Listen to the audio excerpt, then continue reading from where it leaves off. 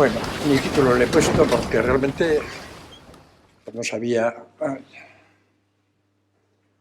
He tenido poco tiempo para preparar esta conferencia y digo que ni título. Bueno, vemos aquí un cuadro reciente que a mí me llamó la atención la polémica que ha despertado este cuadro, porque bueno, o sea, es que, vamos a ver, o sea, vivimos... España es un país singular, probablemente es el que más se desprecia a sí mismo y el que tiene la izquierda más antipatriótica.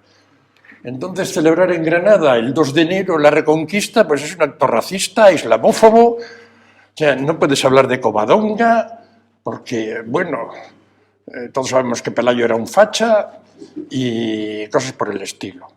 Así que es increíble la polémica suscitada por este cuadro. Bien, sobre la batalla de Covadonga, realmente todo es discutible, o sea, creo que no tenemos seguridad de prácticamente nada. Bueno, de nada. Seguridad, nada. Y bueno, vamos a ver, bueno, pues la fecha, los contingentes. Bueno, en torno a la fecha, podemos decir que hay tres tesis fundamentales. La primera, diríamos, es la del 718, la tradicional, la que estuvo en boga durante siglos, y que últimamente ha sido defendida por Arcadio del Castillo y Julia Montenegro. Bueno, últimamente, ya ha pasado 30 años, y básicamente su tesis se basa en la interpretación literal de la crónica de Alfonso III. Voy a leerla, es muy rápido. Esto es de lo más extenso que hay en la crónica de Alfonso III, o sea, que se dedica a dar unas noticias prácticamente con sujeto, verbo y predicado. Dice, el antes nombrado Munuza, que era el gobernador musulmán en Gijón, envió al dicho Pelayo a Córdoba con el pretexto de una comisión, a causa de su hermana, pero antes de que volviera por medio de un engaño se unió en matrimonio con la hermana. Cuando él volvió, no lo aprobó en modo alguno, sino que con el mayor ánimo se aprestó a poner en práctica lo que ya tenía pensado en torno a la salvación de la Iglesia. Y es muy interesante que, bueno, él quería salvar la Iglesia, pero si no llega a ser por lo de la hermana, pues no habría habido salvación. Entonces el Nefán de Táric envió al ya nombrado Munuza hombres armados para que apresaran a Pelayo y lo llevaran encadenado a Córdoba. Cuando ellos llegaron a Asturias y pretendieron cogerlo, con un engaño en un lugar en que se llama Brece, le fue revelado a Pelayo el propósito de los musulmanes, por un amigo suyo, pero como los sarracenos eran más, lógicamente, y viendo que no podía hacerles frente, saliéndose con cuidado entre ellos, picó espuelas y llegó a la orilla del río Piloña. Lo encontró crecido y desbordado, pero nadando, con la ayuda del caballo que montaba, pasó a la otra orilla y subió a la montaña. Los sarracenos dejaron de perseguirlo. Cuando ellos llegaron a Asturias y pretendieron coger...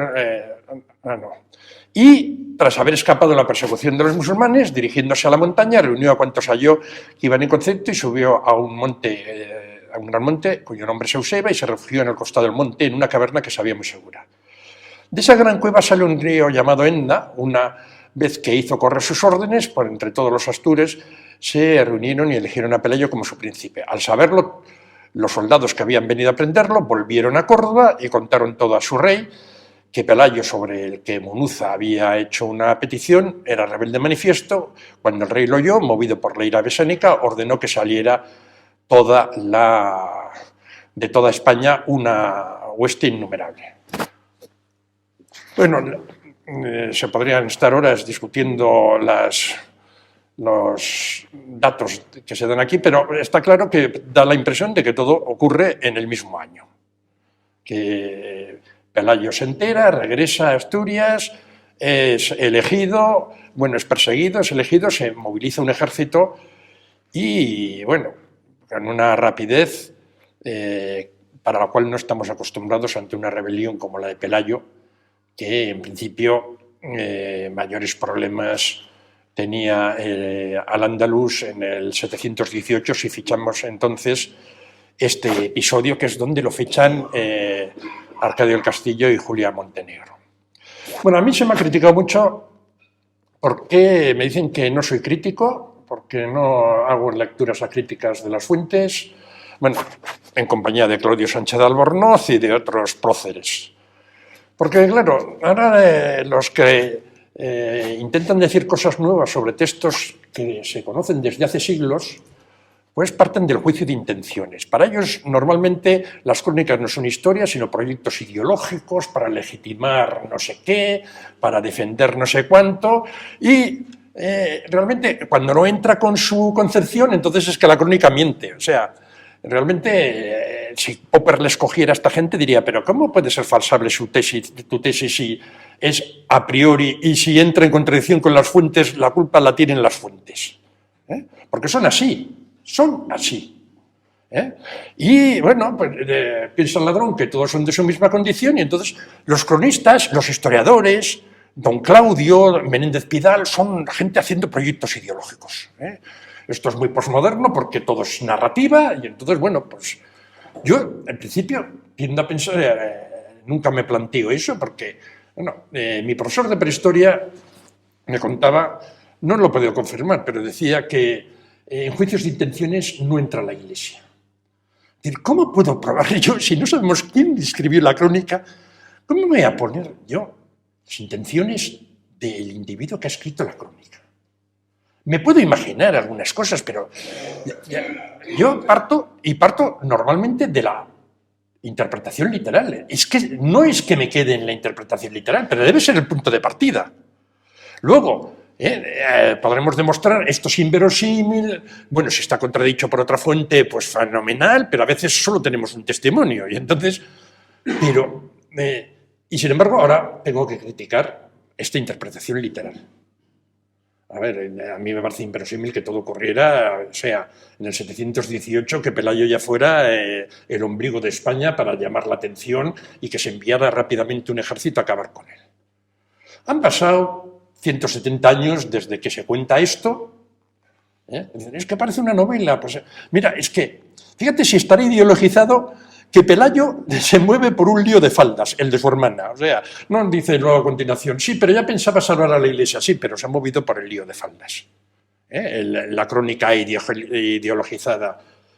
Entonces, a mí me parece que esto puede ser más o menos correcto, pero no de esta forma tal como está redactado, probablemente porque tenían una idea imprecisa de lo que había ocurrido. Si la crónica de Alfonso III no suele traer fechas, pone las cosas unas delante de otras, pero no creo que podamos decir que en el 718 se realizó la batalla de Covadonga, aunque es la tesis tradicional, pero cada vez menos usada. Lo que pasa es que, bueno, estos señores hicieron una monografía de 20 páginas.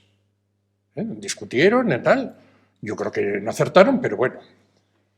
Bien, ahora vemos La monarquía de España a los orígenes del siglo VIII. Es el libro de García Moreno. García Moreno tiene una producción, es increíble. No sé cómo la vida le ha dado para tanto y saber tanto. Es el máximo especialista en reino visigodo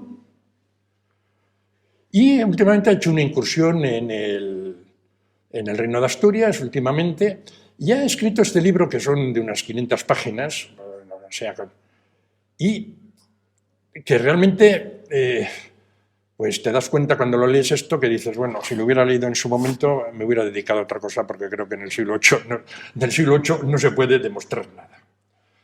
Él hace su interpretación. Yo tengo, como me pasó en su día cuando era un simple estudiante con Barbero y Vigil, una intuición de que no, pero realmente rebatir este libro obligaría a un estudio, una tesis doctoral. Y a estas alturas pues no estoy para ello. Dentro de las cosas que García Moreno dice, él sitúa la batalla de Covadonga en el 734. Y fundamentalmente, no es el primero. Y fundamentalmente, bueno, sí voy a llamar la atención sobre este libro, el anterior. Bueno, esta es una obra magnífica, porque yo durante muchos años he dicho que el problema mayor y más difícil de resolver de la historia de España era la invasión musulmana. No porque no tengamos fuentes, sino porque tenemos demasiadas. O sea, y coger todas esas fuentes y hacer un relato de los últimos años del reino visigodo y de la conquista violenta, muy violenta, menos que la romana, por cierto. Pero hay un interés, decir, no, capitularon, se rindieron. Hace un mes leía un libro antes de España, antes de 1812, o sea, 1812 antes de España. Y el tío en el prólogo decía, no, se conquistó en unos meses. Y yo, pero, ¿cómo que en unos meses? Miren ustedes la 719. Sí, no se conquistó ni... Es que hablan mucho de que España no se fue conquistada, capituló. ¿Y cómo se hizo la reconquista? La reconquista se hizo capitulación tras capitulación. De Toledo, de Zaragoza, de Sevilla, de Córdoba, por el mismo sistema. Pero bueno, capitulas ya cuando realmente no te queda otro remedio. Aquí, antes mencionó Yello a la crónica profética, esos 7 años de peleas. Y bueno, tenemos unas pruebas. O sea, es que se mandaron un montón de vírgenes, de muchachas y niñas a Damasco. Y unos tesoros magníficos. Hubo muertes, tenemos testimonios, 2 himnos litúrgicos se compusieron entonces, que en ellos puede aparecer ya la idea de reconquista, como dice García Moreno, en un himno de esta época, un himno litúrgico, para luchar contra esta gente, que bueno, venían a sangre y fuego, Entonces, eso de que la conquista se hizo en unos meses, en 2 años, en 3 años, yo ahora llamaría la atención en el 719. En el 718 no se había acabado de conquistar España. Y el reino visigodo se termina de conquistar en el 725. Porque el reino visigodo tenía una provincia francesa y acababa en Nimes. Y Nimes fue conquistada en el 725. O sea, ya si ponemos en esta conquista, digamos, son 14 años. Ya no es una conquista que, bueno, pues se conquistó cantando. No fue. Y claro, piensen ustedes que los suevos, o sea, los suevos conquistaron, claro, lo que conquistaron, pero un buen territorio siendo 5.000. En el siglo V. La mayoría de la población era inerme. Y un ejército de 5.000 era una barbaridad para estas fechas. Este es un libro que realmente para mí es una obra maestra. Yo lo he leído 2 veces porque la primera, pues la segunda para encajar. Entonces, volviendo, claro, yo tengo una intuición sobre, pero claro, no me atrevería. Bueno, para eso hay que ser corral.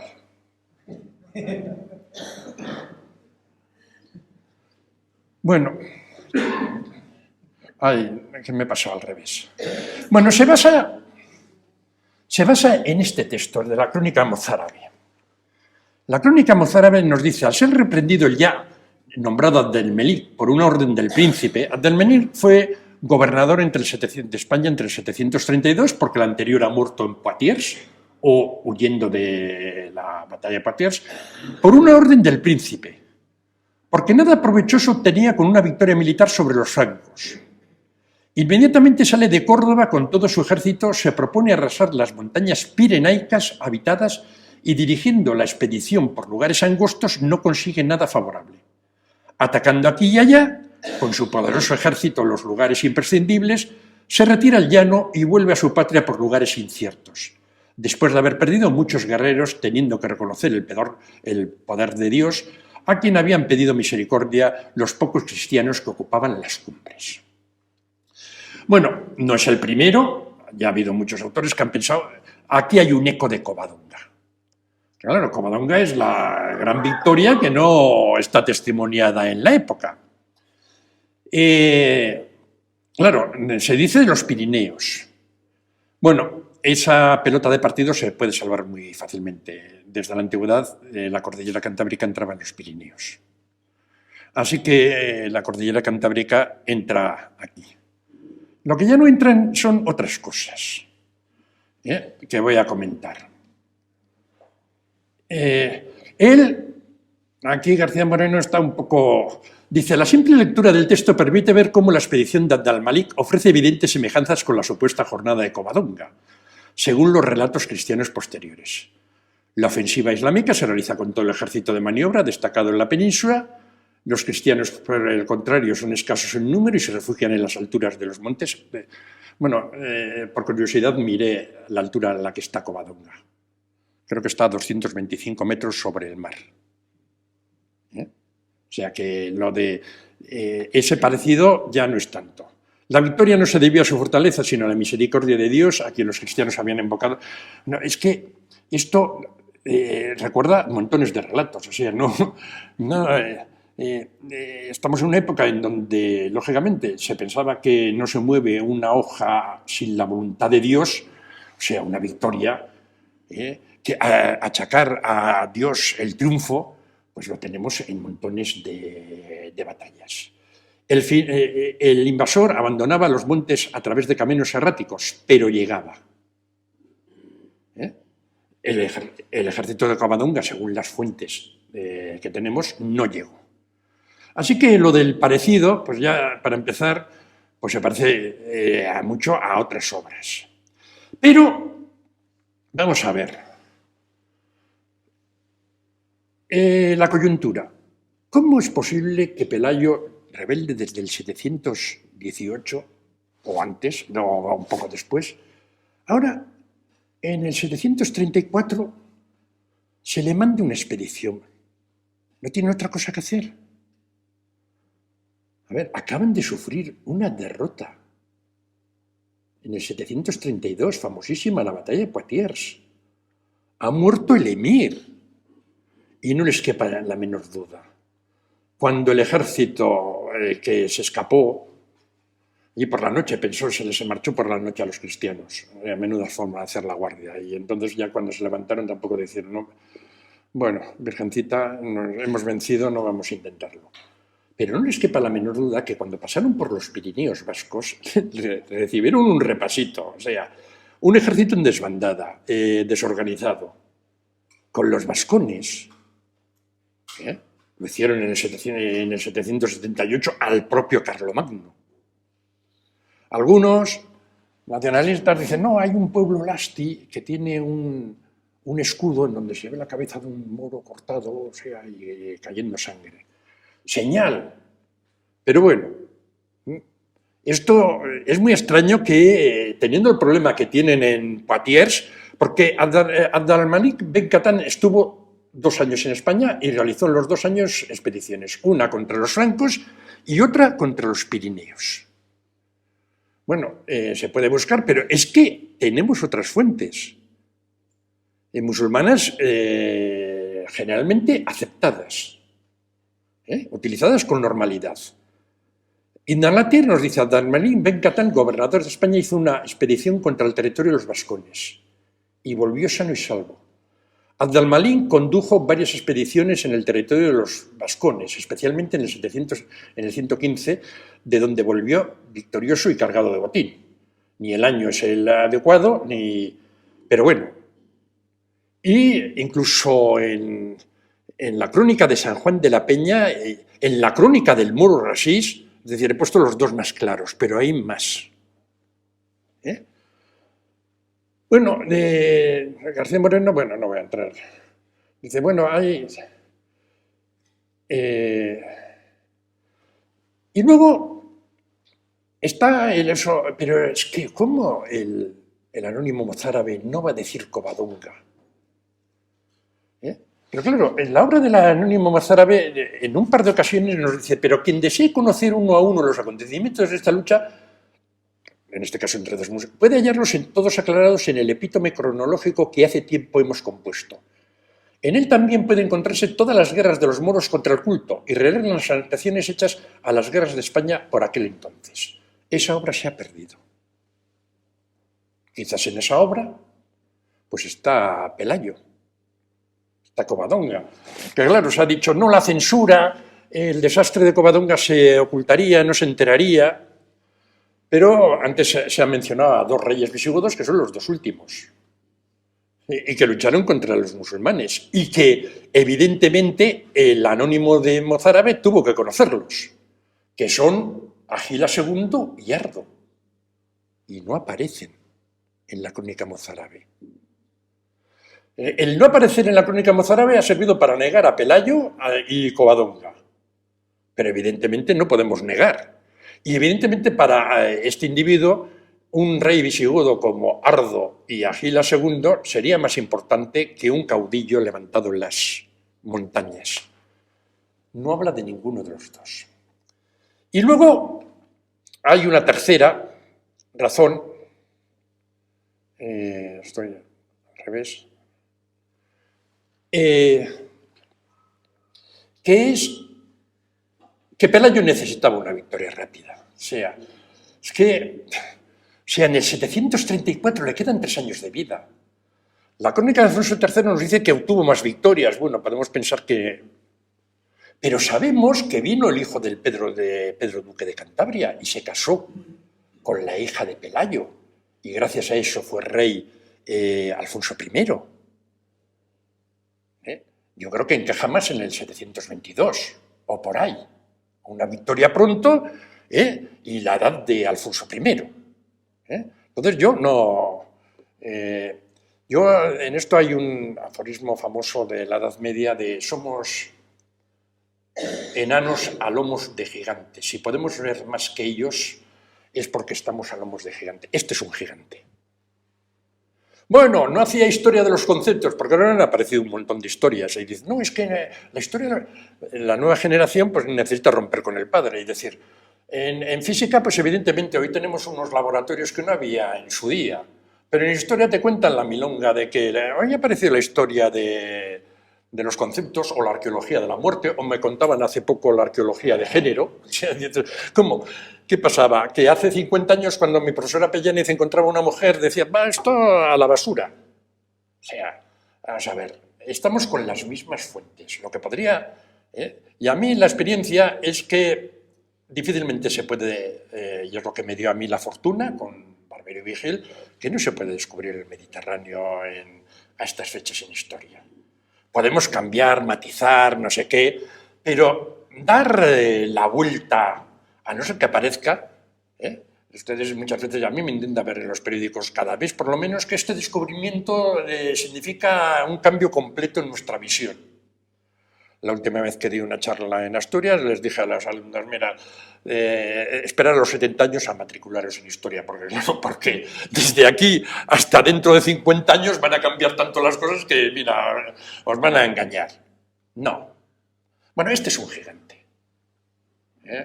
Yo no tengo ninguna relación personal. Yo nunca hubiera pensado que hubiera terminado con el Reino de Asturias, pero gracias a estos libros me formé porque, claro, este explica y argumenta y te da los datos y tiene las notas a pie de página maravillosas. Y bueno, don Claudio llegó a la conclusión de que la batalla se produjo el 28 de mayo del 722, porque hay una noticia que yo de que habría sido muerto por los cristianos en Al-Ándalus un tal Nuaym ben Malik. Y son dos fuentes, estas son andalusíes del siglo XIII, pero que están inspiradas en una historia. Y bueno, ¿cuál es esto? Bien, está muy bien, o sea, pero ¿podemos asegurar que en el 722 solo había problemas en Asturias? Es que hemos hablado de esa conquista y que no sabemos. ¿Este Pedro Duque de Cantabria qué hacía?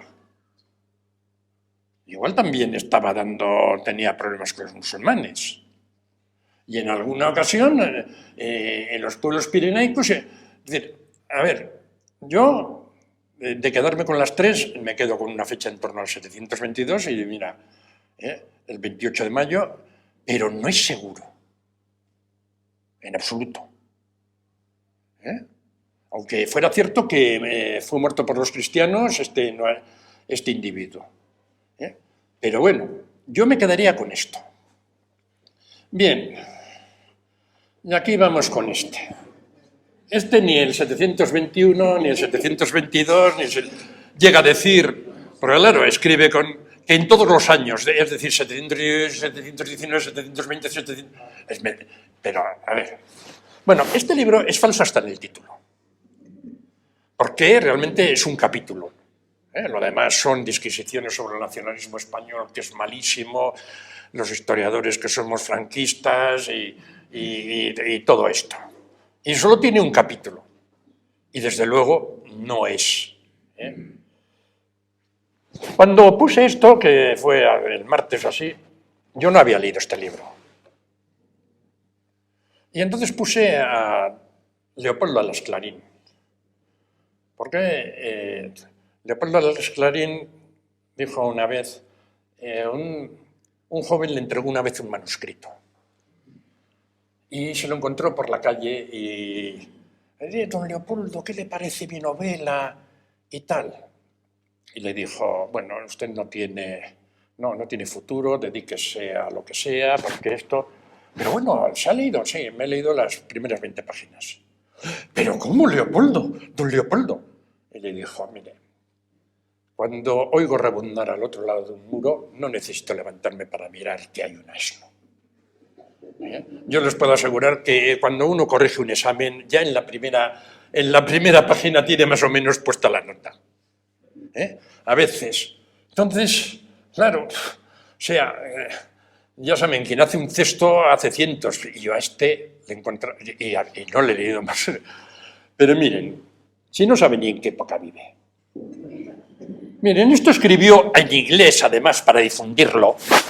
Afirmar que el medievalismo español de comienzos del siglo XXI es heredero del franquismo puede sonar demasiado fuerte, especialmente si se dice en voz alta y en una tribuna pública, pero no deja de ser cierto. O sea, los medievalistas son franquistas. O sea, hay un amigo de este, bueno, supongo que será amigo, que hace poco interviene mucho en Twitter, nos habla de mediefascismo, o sea, la fachosfera y el mediefascismo. Y bueno, vamos a ver.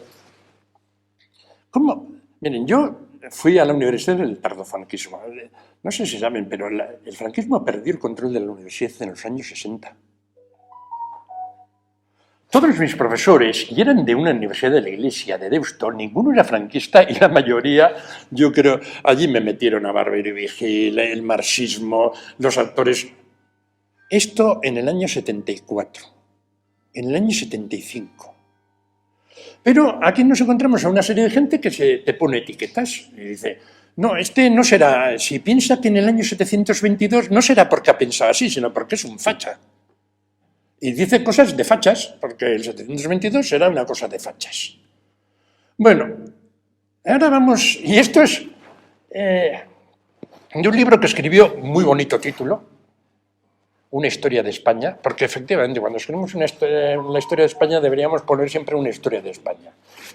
Y él dice lo siguiente en ese texto. Aprovechando circunstancias tan favorables de este monarca, Alfonso I, repobló con mozárabes llegados de Al-Ándalus y montañas las zonas que habían quedado abandonadas tras el repliegue bereber, especialmente masivo a partir del 750. Galicia, el norte de Portugal, León, Burgos e incluso tierras próximas al sistema central. Fueron colonizadas en un esfuerzo extraordinario por este rey. Para asentar estos territorios se definieron dos espacios o marcas fronterizas a modo de distritos militares, la oriental en Castilla y la occidental en el sur de Galicia y en el norte de Portugal. Bueno, o sea, él es profesor de historia medieval, catedrático al parecer. Porque si fuera de contemporánea, dices, o sea, esto es para suspender a un alumno. ¿Cómo que Alfonso I? ¿De dónde? Que Alfonso I reprobó el Valle del Duero. Pero tú sabes cuál es la gran polémica de la historiografía española entre los siglos VIII y X, la despoblación del Valle del Duero. Porque todo el mundo sabe que lo que hizo Alfonso I es aprovechar una coyuntura para atacar, pero no para conservar, se llevó la población al norte. Y bueno, o sea, un profesional. Pero miren, no pude aguantar y hace 2 días me fui a la universidad a sacarme el libro. No pensaba darle derechos de autor. Y me lo he sacado, bueno, o sea, vengo, o sea, me ha hecho la... O sea, es un disparate, o sea, es todo el rato, unas cosas, o sea, un desastre, una persona que no sabe, que coge a Sánchez de Albornoz, Rancio y tal, atribuye a Menéndez Pidal la tesis del 722. Yo en su momento dije, igual se la... No, claro, dices, ¿y dónde está la cita? ¿Dónde? ¿En qué estudio Menéndez Pidal hizo eso? No lo pone y no pone el de Sánchez Albornoz. No se ha leído el estudio de Sánchez Albornoz. No se ha leído el estudio de García Moreno, que para desmontarlo se necesita muchísimo tiempo. Simplemente los cita y él, con las fuentes, esta sí, esta no, esta... Bueno, depende, porque en un capítulo dice sí y en otra no. Porque hasta Rodrigo está viviendo 6 años después de muerto en el año 717 porque tiene problemas de redacción. Además con la mujer conejilona, o sea, coge a los autores, o sea, vas a las citas y de repente es muy interesante, la revista muy interesante, la otra, oye, pero no te vas a cargar a Sánchez, una cosa es que no te puedes cargar a Sánchez Albornoz con la revista muy interesante, o sea, es que allí, digamos, son unas cosas evidentes. A los autores, no sé, para qué hay uno... ustedes conocerán a tal Aparicio Bausili, ¿les suena? Vicente Aparicio Bausili, que es es de aquí, de Asturias. Le cita como Bausili. La bibliografía Vicente Aparicio. Dijo, pero bueno, Aparicio será, que es un hombre. Pero claro, a Tomás Desbarte, que no lo ha leído, es que no he leído. O sea, una vez es Deswark, acabado en la K de los quarks. Claro, él es muy cuántico, o sea, en una página es una cosa y en la página siguiente es otra, con Barbero y Vigil. A veces parece que los astures no fueron dominados por los visigodos, pero poco después parece que se ha olvidado y están dominados por... Bueno, le cita como Deswart y en otra como Despart, o sea, se come la E. Pero esto, es que, bueno, a ver, el gremio de historiadores no estamos para tirar cohetes, pero tenemos unos mínimos. Hay unos mínimos que bueno, es que, vamos, entonces, bueno, no hace, o sea, dedica un capítulo, pero, a ver, si publicas 500 páginas, bueno, no, más de 90 de bibliografía, o sea, más de 90. Y dices, pero si no, ha sido simplemente para hacer páginas, porque si no se ha leído. 90 páginas de bibliografía. Bueno, en un trabajo normal, pues uno debería empezar. ¿Se puede escribir un libro de 500 páginas sobre la batalla de Covadonga? Bueno, o sea, es que realmente es una proeza, ¿eh? O sea, pero a ver, la única posibilidad de escribir un libro de 500 páginas sobre la batalla de Covadonga es coger Arcadio del Castillo. A ver, aquí, pero no puede ser esto, lo otro. García Moreno, en la página 23, dice que esto, pero resulta que no sé qué. Esto es una interpretación discutible porque podría ser, que no podría ser. Don Claudio Sánchez de Albornoz. Bueno, es que menos mal que don Claudio Sánchez de Albornoz estuvo en el exilio y fue presidente de la República. Porque si no sería el pelota de Franco, o sea, el que es increíble, increíble. Bueno, entonces vamos con los contingentes. Entonces, un libro, bueno, hay una cosa increíble en España, en las publicaciones de historia medieval españolas, normalmente no tropezarán ustedes con la palabra España. Francia sí, el País Vasco sí, Cataluña sí, pero esto es la península, o sea, y si hablamos de peninsular ya das por hecho. Si es arte peninsular, que era una asignatura en mi facultad, arte peninsular de la Alta Edad Media. No es que exista un arte de las penínsulas, la itálica, la balcánica y la... No, ya se da por hecho que es la española. Entonces, este fue el libro en la transición, el primer manual, entonces no había... pues el que escribió Reglá, o sea, tuvo un éxito y ahora se han escrito un montón.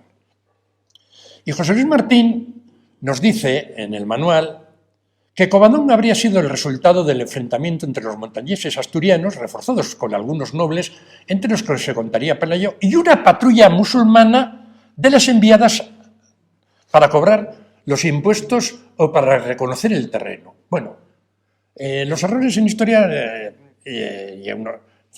pueden ser por muchas razones, porque, claro, siempre estamos acostumbrados eso a resumir lo que era un libro en un capítulo, lo que es un capítulo en un párrafo y lo que es un párrafo en una frase.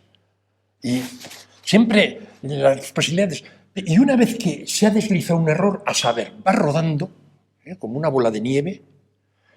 Digo, errores no forzados. Hay errores forzados y errores no forzados. Bueno, pues esto de la patrulla, su sucesor en la cátedra de Salamanca, la supuesta batalla de Covadonga, magnificada por las crónicas, debió ser una de las muchas escaramuzas que enfrentaban a los pueblos de las montañas con los destacamentos andalusíes que trataban de hacer efectivo el pago de tributos. Finalmente, en un libro, o sea, fíjense ustedes el título del libro porque es un editorial. En él he colaborado yo, pero claro, en minoría, o sea, era el único. Casi parecía el tonto ese que invitan a las tertulias para que parezcan inclusivas. Pues sí, pues yo. Reconquista entre admiraciones, reconquista. Y luego un individuo comiéndose un sapo que no sé si soy yo, porque la reconquista es una especie de sapo que dices, bueno, pues en una de las colaboraciones, bueno, de esto, si alguien sigue Academia Play, que es una página que le recomiendo, en la que últimamente estoy colaborando mucho, pues he escrito un artículo sobre esto, sobre este debate, y de cómo entiende esta gente el concepto de debate. Y nos dice Martín Ríos Saloma, que ha fechado el nacimiento de España en el año 1821, pero bueno, eso sería...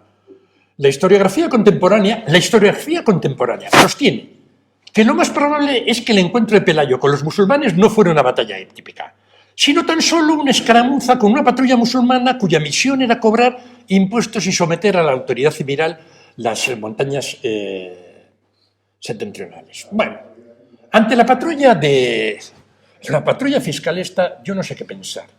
Si por una parte decir, cómo eran de profesionales, porque fíjate que venir hasta Covadonga y quizás a cobrar un impuesto en un caserío, en una granja, no se les escapaba a nadie, porque venir hasta Covadonga, pero luego...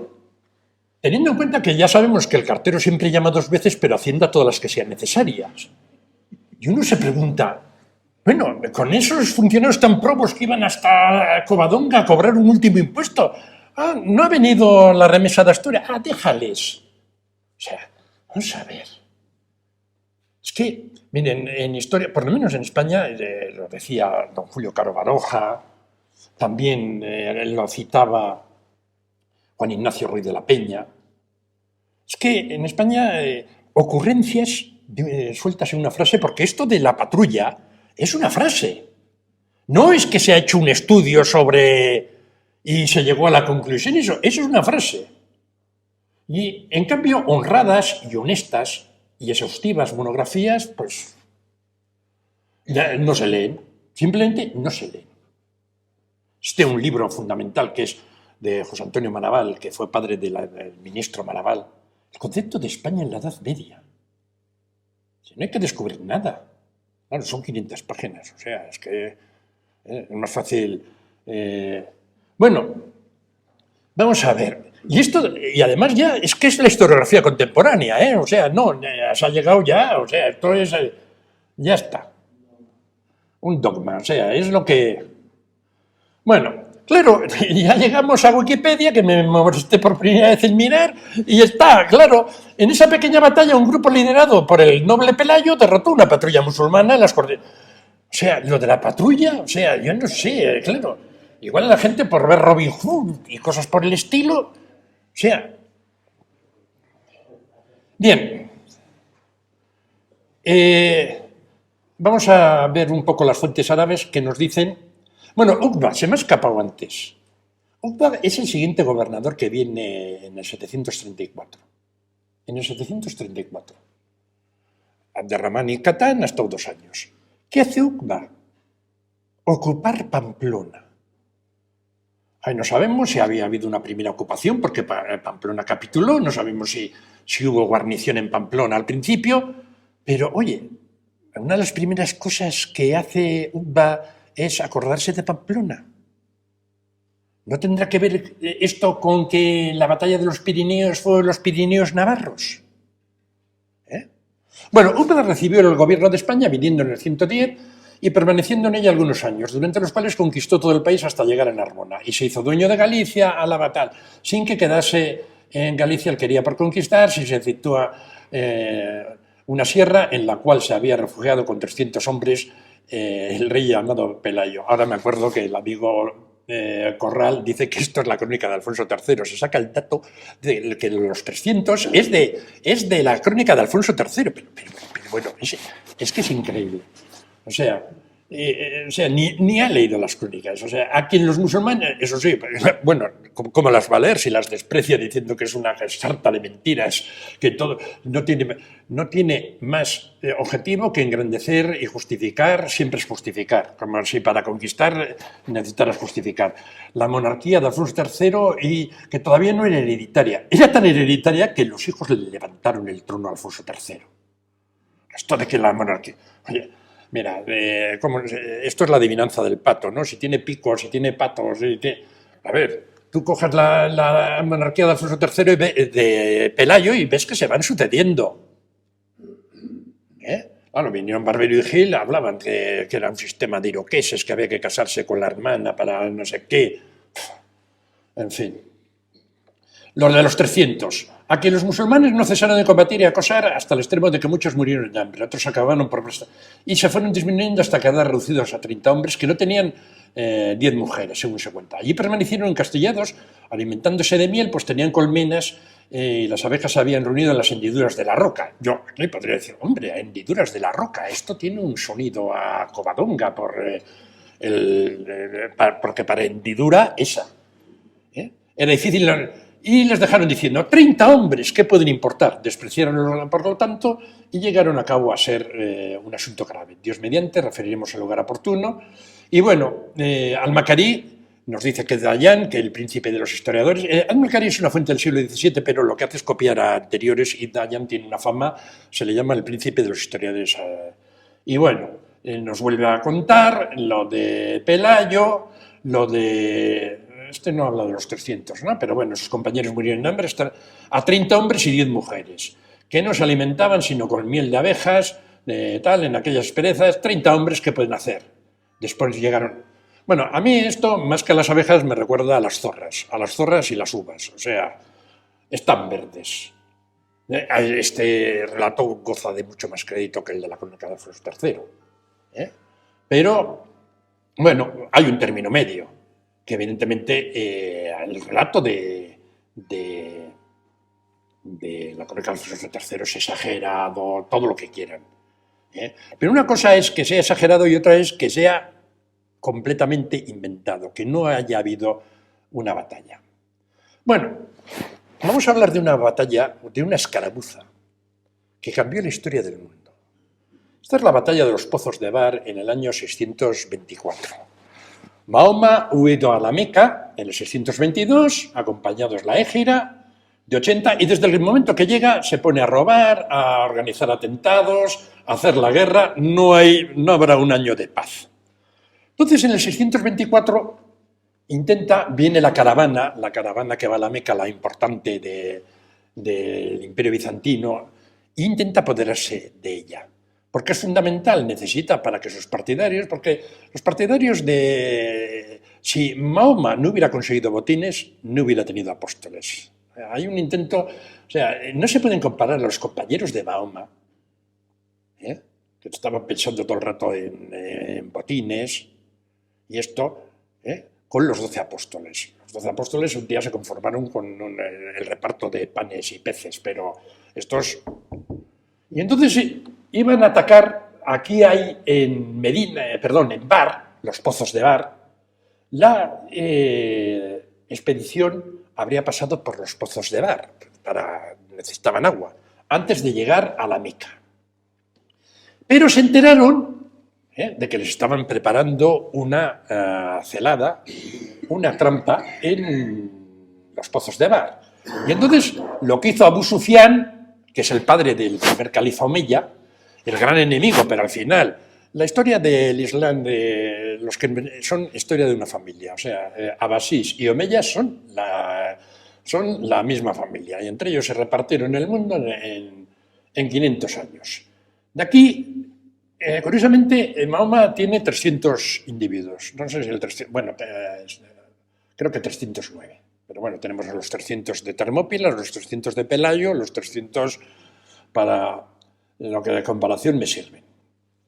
Y entonces lo que hizo Abu Sufyan es abandonar, llegó a la Meca, y lo que fueron de la Meca se organizó un ejército de unos 1000 hombres. Y en esa es la primera victoria del Islam. Si Mahoma hubiera perdido esa batalla, que en principio debería haber perdido, 300 contra 1000. Lo que pasa es que al final hubo muy pocos muertos, 14 entre los musulmanes y 40 y tantos entre los otros. No se atrevían, los de la Meca no le echaron lo que había que echar. Pero bueno, sobre los milagros. Bueno, en el Corán aparece, te enviaré 3.000 ángeles, te enviaré 5.000. Testigos dieron cuenta de los ángeles cortando cabezas en la batalla de Bar. Y bueno, quiero decir, a veces, recuerden la teoría del caos, o sea, el aleteo de una mariposa. Es que igual, sí, estoy seguro que Covadonga no fue una gran batalla, pero las consecuencias, la batalla de los Pozos de Bar es la de unos forajidos, porque eran forajidos, que pretendían robar una caravana para esclavizar, etcétera, etcétera, y cambió el mundo. Los rescates que pidieron por los prisioneros, les permitió a los Ansar, los compañeros, los emigrados eran 80, me parece, pues ya de independizarse en Medina. Bueno, aquí un cuadro del siglo de principios del XVI, de la escuela de Rafael, el puente Milvio. O sea, hay un milagro, pero la batalla del puente Milvio existió y además se decidió porque se rompió el puente Milvio, que se podría atribuir a un milagro. O sea, si cogemos las obras las batallas medievales en donde ha habido milagros nos quedamos en historia y decimos, bueno, fue la época pacifista que hubo en Europa, sí, hubo una época pacifista, no había batallas. Porque el famoso milagro de que la Virgen devolvía como de Rafael Nadal Parera las piedras, bueno, es bastante notable si tenemos en cuenta que pocas entrarían en el agujero y volverían. ¿Sí? Bien, sobre las exageraciones, o sea, esta es la batalla de Poitiers, y nos dice Paulo Diácono, que tiene fama de... es uno de los historiadores más importantes de la Edad Media. Murieron 375.000 musulmanes. Evidentemente, imposible. Ni la 10ª parte. Lo que pasa es que no podemos hacer... No, a esta le creo, a este no. Aquí los 187.000... porque la mayor parte del capítulo ese de Corral es buscar parecidos con la Biblia, entre el relato de Covadonga. Es más de creo que la mitad. Claro, en un libro tan puedes encontrar muchas cosas. Bueno, este es un libro de los mejores que he leído, porque hay una cosa que no se ha destacado, la medida de la realidad, de que Occidente fue la primera civilización que empezó a cuantificar la realidad, a tener un sistema de medidas. Y si saben ustedes, la ciencia hoy es todo números. Hay incluso alguien, un científico importante, que dice, a mí lo que no se pueda expresar en números no es real. Aristóteles, etcétera, y todos los demás, la ciencia antigua, o sea, no. Era imposible de hacer ecuaciones porque no tenía un sistema de medidas. Este sistema de medidas, el primero, por cierto, fue en las notas musicales que se empezaron en los monasterios a distinguir, etc., es de finales de la Edad Media. Y continuó. Pero sin eso hubiera sido imposible un Newton, sin un sistema de medidas, de cuantificar la realidad. Bueno, pues en este libro magnífico, nos dice el autor, los europeos medievales usaban los números por su efecto y no por su exactitud. Si pone 375.000 es muchos, fueron muchos. Muchos, claro. ¿Cómo? ¿Comparado con qué? Siempre, con la batalla de Kursk. Entonces, nada. Entonces, claro, para la época esos ejercicios serían importantes. Bueno, y vamos a terminar ya, porque... Bueno, dirán, pues sí, al final no podemos decir nada. Claro, uno piensa, es que qué sitio para situar una batalla, y el nacimiento de España. O sea, aquí igual no hubo nada, pero dices, oye, es un lugar espectacular, Covadonga. A mí lo que me llama la atención es que la elección y la batalla sean en el mismo sitio. Me parece sospechoso. Pero bueno, por el lugar. No dudo en absoluto que hubo una batalla, aunque vete a saber, igual fue la batalla de Ribadesella o la de Grado, que juegan mucho a hockey allí. Pero que hubo una batalla no lo podemos dudar, no lo podemos dudar. Bueno, esto es una frase, dos frases mejor dicho, de Claudio Sánchez de Rolo. He dicho y repetido muchas veces a lo largo de mi ya larga vida que España nació en Covadonga.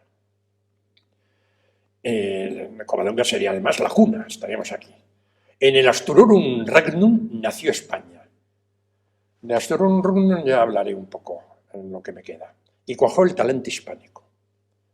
Bueno, yo no puedo estar más en contra. Y ahora me voy a hacer publicidad.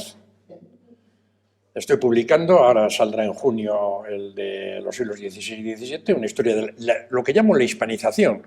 Hablamos de romanización, hablamos de islamización, pero hay que hablar de hispanización, de cómo este país ha ido adquiriendo un común denominador. Porque, a ver, desde la antigüedad esto se llamaba España, o sea, vuelvo al pato, si se llama España, le llaman España a los demás y todo, pues será España, o sea, no te vas a poner a discutir con un tío del siglo XIV, del siglo IV.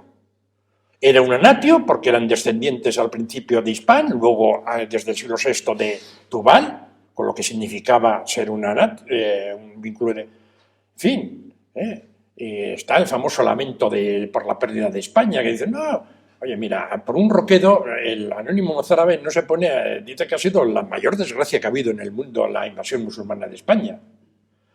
Bueno, entonces, don Claudio en esto, es que su tesis es que para él España, él no estaría de acuerdo con que Hispania fue la primera España. Para él, los hispanos que combatieron contra los romanos combatieron de esa manera porque ya eran hispanos. Entonces Hispania vendría de la prehistoria. ¿Desde cuándo? Pues, y eso lo afirmó y no hay más que... pero luego cuando le decían esto, no, es que usted dice, no, yo tal... pasa que, miren, yo lo tengo claro con el término de nación. Nación es un término antiguo que servía para unas cosas, que ha ido evolucionando. No es un producto de la sociología, de ninguna ciencia. Nación es lo que es imposible llegar a un acuerdo de qué es una nación, porque cada nacionalista te va a decir que una nación es esto para que su nación sea nación. Y entonces no es un término científico. Tú metes nación en una fórmula y es irresoluble. Es irresoluble. Entonces, don Claudio, el embrión de España, o sea, un lenguaje... a ver, yo puedo criticar a don Claudio porque la admiro profundamente y la defenderé siempre. Pero a mí su España, un enigma histórico, pues no me parece una gran obra. O sea, porque no. Las cosas van cambiando. Porque además, si España nació en Covadonga, ¿cómo podemos hablar de reconquista? Porque si lo que sucede en Covadonga es que nace España, ¿qué reconquista hay? Me parece una contradicción in terminis, o sea, no puede ser. Yo lo que defiendo es que el Reino de Asturias es la solución de continuidad de una historia que había empezado mucho antes. Mucho antes.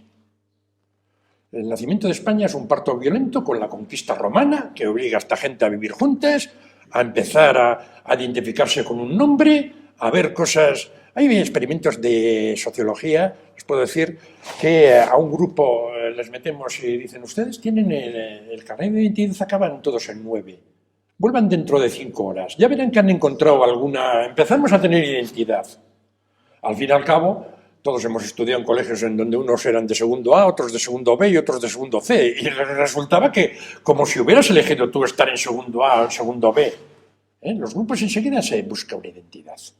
Quiere decir, lo del Astorunum Regnum es una APA, solo aparece una vez. Yo, esto no le ha llamado la atención y sigue sin llamar la atención, pero lo escribí hace 10 años. El Reino de Asturias aparece en el siglo XVII. Ningún texto llama al Reino de Asturias Reino de Asturias. Para empezar, las crónicas asturianas. Sí, Astorunum Regnum. Este es el reino de los cristianos, que no es necesario especificar porque en la península no hay más cristianos que estos. Será luego el reino de León, el de Oviedo, pero el primero es en una obra, no sé si es del padre Carballo o algo así. Nadie le llama.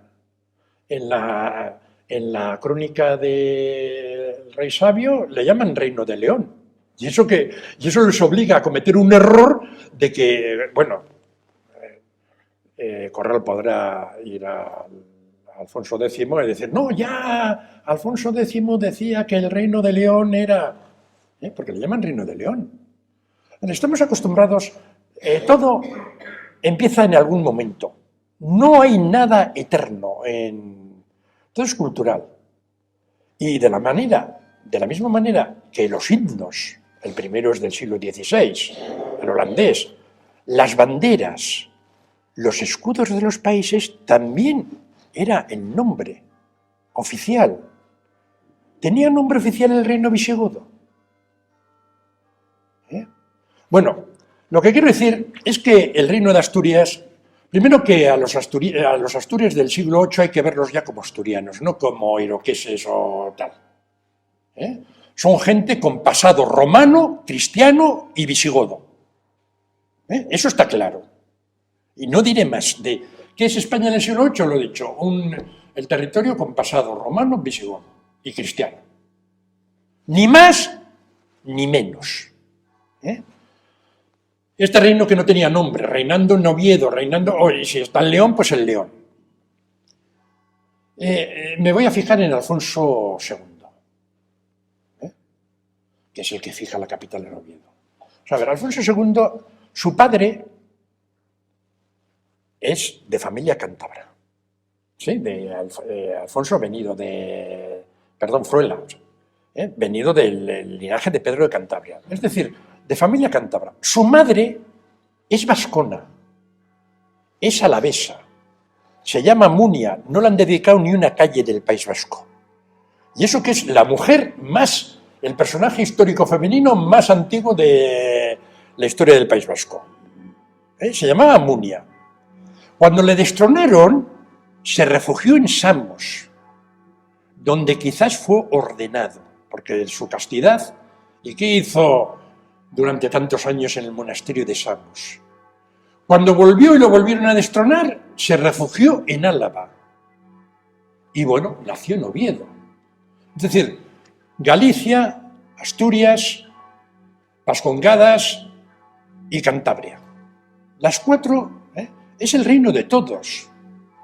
No es el reino de los asturianos, en este sentido, a mí me gusta mucho ese dicho de España es Asturias y lo demás es tierra conquistada. No romperé yo ninguna lanza en contra de eso. Pero este reino era de todos. No era... y bueno, unidos ante un enemigo común. Bueno, pero aparte de eso, esto es una frase, y es que es así, miren, esta gente nos ha tenido rodeada. Es que nos ha tenido rodeada hasta antes de ayer, porque bueno, claro, por aquí dirán, no, pero aquí es que empieza Siberia y no hay ni pingüinos. Y bueno, son fronteras sangrientas, son fronteras, hemos estado siempre combatiendo. Porque miren, deben saber que a veces elegimos el enemigo, pero muchas veces el enemigo nos elige a nosotros.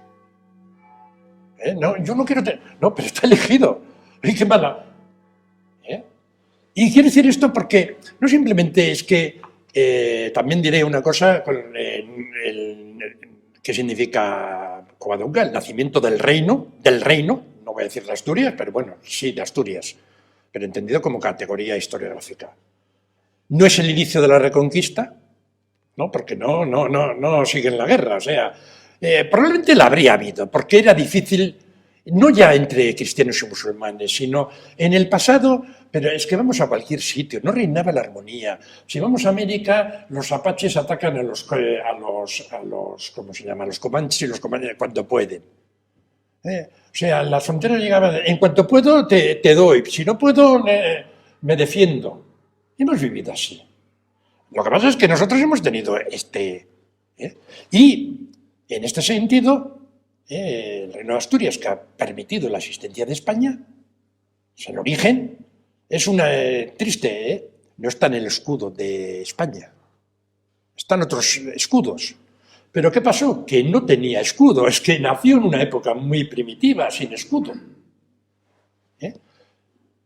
¿Y qué iba a decir? Pero es que, por otra parte, España ha sido el frente que ha detenido. De hecho, en Europa Oriental, el Imperio Bizantino terminó cediendo y conquistaron los Balcanes. Han estado allí hasta hace poco. Y a veces, yo esto antes no lo entendía, pero ahora ya, sí, puedes hacer todo al mismo tiempo, filosofía y ciencia, luchar. No, bueno, en la España medieval pues nos hizo conquistadores, repobladores, y por eso América fue lo que pasó. El Papa nos la regaló, sí, pero ni los franceses ni los ingleses lo hubieran respetado, porque decían, ¿en qué testamento la dan? Pero no estaban preparados para hacer. La conquista de América se hizo a la forma medieval. Les fastidia estos decir, el legado de la Reconquista, es que siete siglos, claro que pesan, o sea, claro que dejan un legado. Bien, entonces, como dice Paine, los límites del Islam marcaban los de Occidente, aunque los ataques musulmanes continuarían de una forma u otra durante un milenio. Solo cesaron cuando las potencias europeas, lo suficientemente fortalecidas... Bien, bueno, es que no acabó en 1492. Hasta principios del siglo XIX, los piratas berberiscos esclavizaron a más de 1.200.000 personas. Más esclavos que los que fueron a América del Norte. Por aquí, por Europa Oriental todavía más. Es triste, pero la monarquía de los Austrias, en vez de dedicarse a combatir esto, bueno, tenemos la batalla de Lepanto, pues este frente estuvo descuidado. Habría que haber ido a Argel. Llegamos a finales del siglo XVIII y los estadounidenses acaban de alcanzar la independencia y desde Argel le piden tributos, porque si no, saltamos los barcos y los esclavizamos.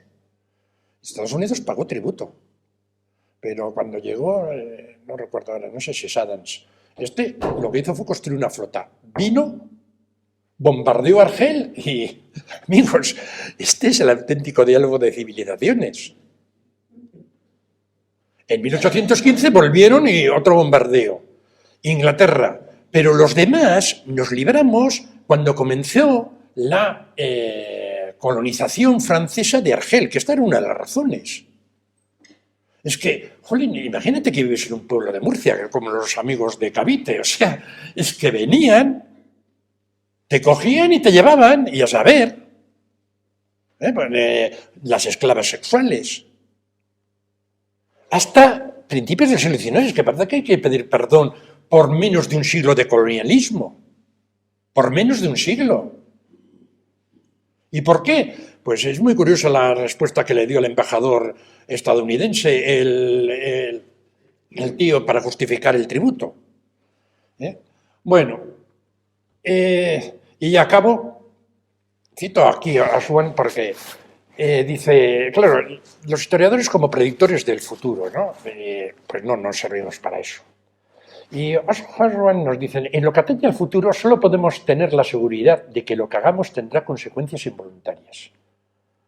Como les dice Gladiator al comienzo de la maravillosa carga, lo que hagamos tendrá sentido en la eternidad. No, es que efectivamente, recuerden lo del vuelo de una mariposa, puede producir una tormenta que a saber, igual nos pilla aquí y acabamos. Y voy a acabar, ya, ahora me voy a citar yo, en lo que entiendo.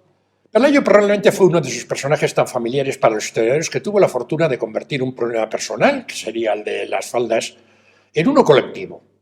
Resulta verosímil suponer, dada la situación, que pensara en cómo sobrevivir y salir adelante cada día, sin grandes planes a largo plazo, independientemente de lo que llegara a proclamar, como ha sido habitual en políticos. Tenemos el discurso de Pelayo, pero nadie se lo cree, lógicamente. Pero imaginemos que tenemos el discurso de Pelayo. Bueno, yo no, ahora, desde luego, desde hace 5 años, con el presidente que tenemos, no me lo creo nada, o sea, pero hace 10 tampoco me lo hubiera creído. No, es que esto dijo Pelayo, sí, pero bueno, o sea, vamos a ver, estamos aquí, estos estaban luchando por la supervivencia, y no se pasaron, y evidentemente con Pelayo no se inicia la Reconquista, lo que pasa es que yo creo que son los musulmanes con... ¿quién es el...? Ahora no recuerdo. San I, el que en 8 años lanza todos los años campañas, a finales del siglo VIII. Pero es que hay una etapa de los reyes asturianos que dicen, son los reyes holgazanes, Silo, Mauregato, etc. Como diciendo, tendréis que estar reconquistando, pero, a ver, primero quedó esa frontera estratégica del Valle del Duero, que se irá ocupando. Para el significado del reino de Asturias en la historia de España resultan secundarias las motivaciones de Pelayo y de sus seguidores, ya que solo tuvieron importancia en su tiempo.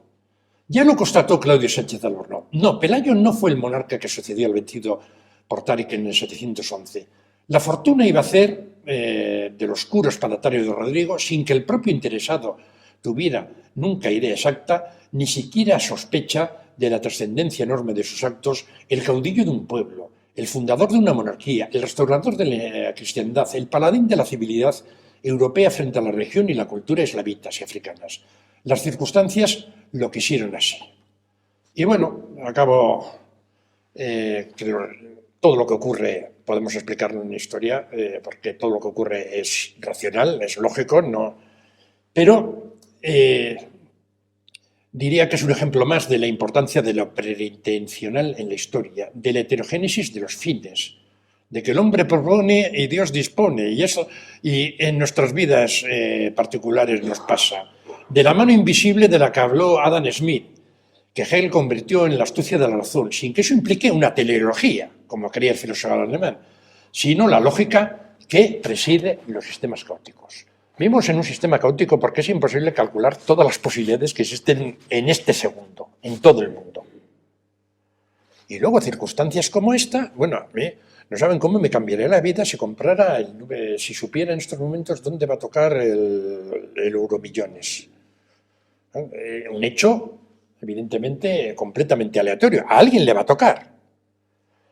Entonces, vamos a ver, yo creo que lo importante de Covadonga son las consecuencias, y si no fue Covadonga y fue, digamos, la batalla de Berzosilla del rey Sancho, pues me da igual. Yo creo que sí, don Claudio, y yo creo que, claro, si fue elegido en la cueva, es que da toda la impresión de que a Pelayo lo arrinconaron aquí. Esto es el final, o sea, no es el lugar de que tuvo unas pequeñas derrotas al principio.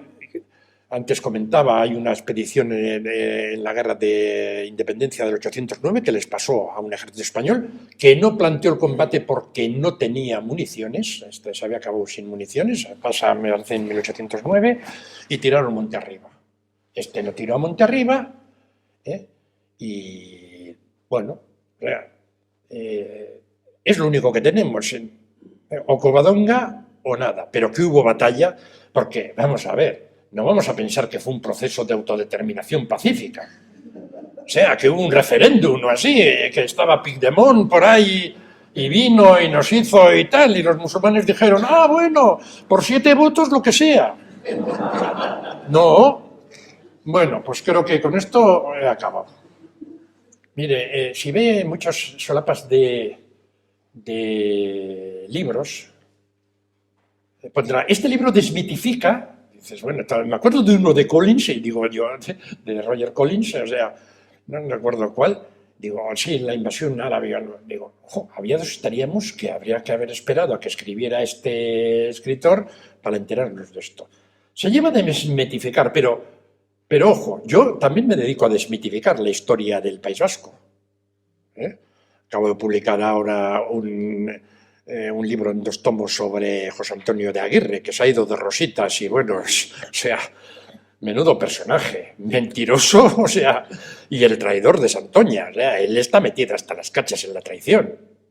Entonces, todos estos, porque claro, si yo viera que esta gente no habla de España, pero dice el hexágono, diciendo a Francia, pero oye, es que de Francia sí que hablas. De Cataluña, que me parece bien, Cataluña tiene una creación medieval. Pero no me vamos a poner pejigueros. Si yo hablo de la España romana, hablaré de Cataluña. No voy a decir el territorio que no sé qué, que corresponde hoy a la actual comunidad autónoma de Cataluña. País Vasco es un neologismo del siglo XIX. ¿No se dan cuenta ustedes de lo raro que es? Debería ser Vasconia. Lo que pasa es que tradujimos el País Vasco porque lo increíble que este país que remonta a Matusalén, por no tener nombre, no ha tenido nombre hasta hace poco. Porque el nombre del País Vasco es del siglo XIX. En el siglo XVIII, cuando el padre Flórez publicó la Cantabria, se armó la de Dios es Cristo en Vizcaya, diciendo que era un atentado porque los vizcaínos se consideraban cántabros. porque eso era muy importante para la defensa de los privilegios y tal, porque eran los españoles más españoles que no se habían mezclado, no habían sido conquistados por romanos ni por musulmanes. Y entonces quisieron prohibir que se retirara de la circulación la España Sagrada de Flórez, que probablemente es el mejor libro del siglo XVIII. Entonces, bueno, ahora se lleva a desmitificar esto. Yo puedo entender, miren, que el nacionalismo, o sea, es que yo no soporto, a mí hay un individuo que se asopra porque escribí hace 11 años que Franco se ha muerto hace no sé cuánto tiempo y que hoy el nacionalismo en España no es un problema. Joder, bueno, no, me podría haber aplicado la simiente de que vivo en el País Vasco, porque en el País Vasco me van a contar qué problema es el nacionalismo español. Vamos a ver, no habríamos llegado a la situación que hemos llegado si hubiera verdaderamente un nacionalismo español. Es posible que ahora esté surgiendo. Pero, o sea, por favor. Entonces, bueno, tenemos un nacionalismo con unas historias increíbles y eso no. Pero todo lo que Covadonga, o sea, todo lo que es positivo, comentaba en la comida. A ver, si en la crónica de Alfonso III, en vez de contar esta victoria, que todo lo que parezca bueno para España ya suena facha, o sea, sospechoso, o sea. Pero si hubiera dicho a las patrullas que los musulmanes hubieran seguido mandando patrullas y patrullas y patrullas a cobrar impuestos. Y Pelayo cortándoles las cabezas. Y estuviera en la comunidad. Eso sí, mira. Pelayo se dedicaba a cortar cabezas a los cobradores de impuestos. Eso sí nos lo creeríamos. Yo, insisto, o sea, por una parte, hay un dicho que dice: gato escaldado del agua fría huye. Y el nacionalismo ha sido ideología-sentimiento, vamos a llamar porque es una ideología especial, porque también es un sentimiento, que más sangre ha vertido en la edad contemporánea. Entonces yo puedo entender que el gato escaldado del agua fría huye. Y que sea peligroso un nacionalismo español. Pero lo que no puede ser es, nos estamos acostumbrando a que en este país hay dos varas de medir, o sea, constantemente. Para unos no te pasan una y los otros viva Cartagena. Dicen que Bismarck dijo que España lleva tratando de destruirse. No es cierto. Pero Joaquín Bartrina, que era catalán, hace casi 200 años, dijo: si oyes hablar por sus palabras, si habla bien de Inglaterra será inglés, si habla bien será francés, y si habla mal de España será español. En esa época, Larra escribió un famoso artículo en este país, porque era todo el rato, en este país, Larra. Se llama En este país, creo que el artículo se llama En este país. Hay otra que probablemente se le atribuye a Nietzsche, que puede ser verdad. A mí Nietzsche, o sea, pero tiene muy buenos aforismos. Los españoles, los hombres que quisieron ser demasiado. Y aquí parece que si no somos los primeros, o sea, porque aquí tarda en venir el autobús 5 minutos y este país no te atienden en el ambulatorio. Yo me paso años y años oyendo tercermundista. Es que estos servicios son tercermundistas. Es que el instituto, digo, no es que sea tercermundista, sino que hemos tenido de institutos, por lo menos los de Vizcaya, mejores que los que tienen en Francia, en instalaciones. Y por cierto, estamos mejor pagados los profesores. Pero aquí parece que si no eres el primero, claro, no puedes ser el primero, combates contra 200 países. Y porque eso lo habrán oído ustedes, lo de tercermundista. Es que tercermundista. Y puede ser algo de eso.